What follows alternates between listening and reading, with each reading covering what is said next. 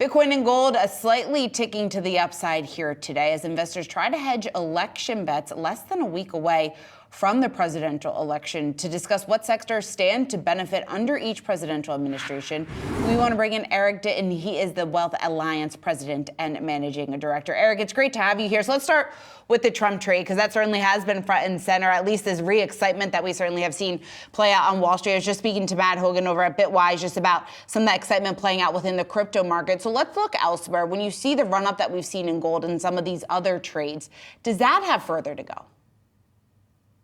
I think gold, probably Bitcoin as well, have further to go because we just don't have a plan as a country to deal with this 35 trillion in debt and growing. And we're listening to both candidates, and I haven't heard any talk about any kind of reduction in spending.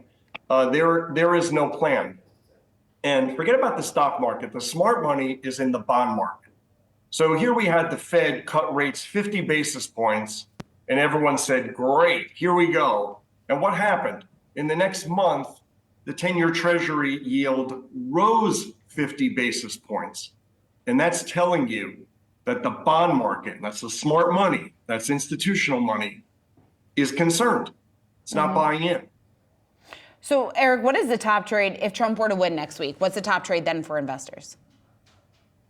Well, it's not bonds. Yeah. I'll tell you that.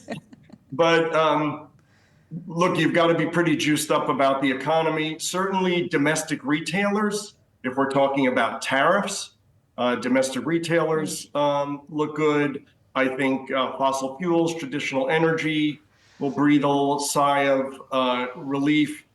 Financials certainly look good. I think financials and utilities, honestly, stand to benefit under either candidate.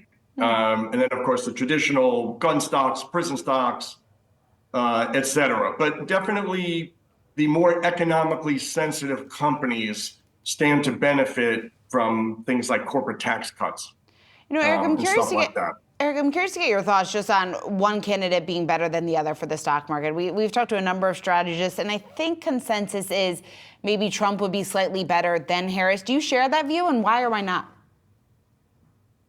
Yeah, forgetting about political feelings.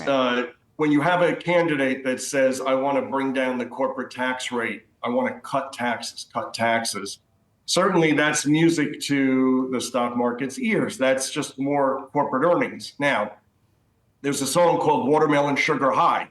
And you can have that sugar high and the stock market can do great for a while. But if we're talking about another 7 trillion in debt, at the end of 5 years or however long it's going to be, at some point, that's a problem. No one knows where the tipping point is. But at some point, the market is just going to say, the bond market, you've got to pay me a lot more yield to keep buying those bonds. And we just had a weak 2-year auction. So I'm not saying it's happening now. I don't think we're at the tipping point. Japan has 255% debt to GDP. We're at 125%. All I'm saying is the markets are looking and they can't see any plan to tackle this debt. You know, Eric, there has been more and more talk about that. Yeah, it doesn't seem like, more broadly speaking, voters don't, it's nothing new there. Voters don't seem to obviously be prioritizing this. But even from a market's perspective, to some extent, some of that doomsday scenario hasn't certainly been priced in. At what point do you think it becomes a more serious issue then for Wall Street? I don't think anyone knows the answer to that question, Seana. We just don't know. It's not today. We're not there.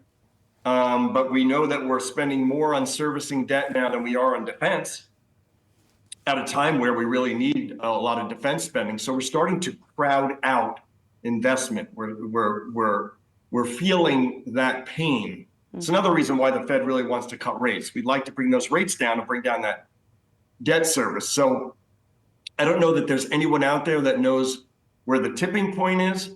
But, you know, we have a problem with the system. Who is going to vote for a candidate that says, listen, I'm cutting spending, you know, all those things you love, all those benefits, I'm cutting them, and I'm going to raise taxes. That candidate has no chance of winning an election. And so right now it's marketing. It's who can give the voter the most. And we'll see if that actually happens after they get elected. Yeah, certainly, and that's why we haven't heard really either of the candidates obviously talk about that, prioritize that within some of the plans that they've put forward. Eric, real quick before we let you go, we've talked a lot about what a Trump presidency ultimately or could potentially mean for the market. A Harris presidency, real quick, how should investors be thinking about that for their portfolio? I think probably the best play on a Harris presidency is healthcare. Harris really wants to greatly expand Medicaid, Medicare benefits, and I think healthcare is just the easiest, obvious trade there. All right, Eric Diton, it's always great to have you here on Yahoo Finance. Thanks so much for joining us. Wealth Alliance President and Managing Director. Thank you.